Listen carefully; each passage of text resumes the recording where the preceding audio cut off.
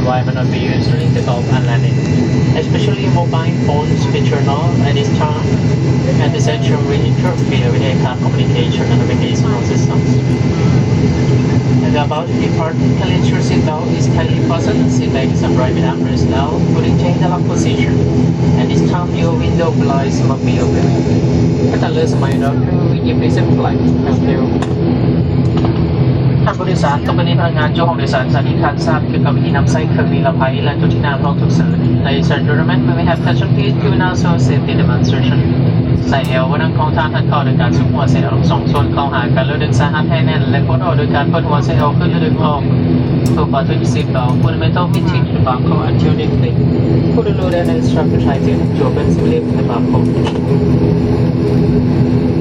ห้องโดยสารประกอบด้วยประตูฉุกเฉิน4ฟอง2ฟองทางด้านหน้าและ2ฟองทางด้านหลัง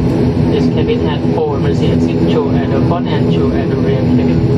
สายนั้นแสงอยู่บนทางยาวจะประมวลตามหาประตูฉุกเฉิน Below is emergency condition, illuminated stick cameras on the floor in guide you to the exit. กรณีลุกขึ้นเสริมแนะนำเสื้อชูชีพมีกล้องตั้งหนึ่งของทางมีดีไซน์สวมเสื้อชูชีพตรงกลางหัวสวมหัวใส่คันเอวแล้วดึงให้แน่นหากเสื้อชูชีพเป็นลมขณะอยู่ในเครื่องบินแถบสีแดงก่อนออกจากประตูฉุกเฉินระบบเป็นลมใช้การบ่ได้ปทสีแดงนั้นตามออกไปเสื้อชูชีพตัวนี้ก็ต้องมาอยู่ในนำ In case of breaching, lives located under your seat. Slip the lives over your knee. Secure the strap. Allow you overhead. Do not inflate the lives inside the aircraft. Order the charcoal to the pages before.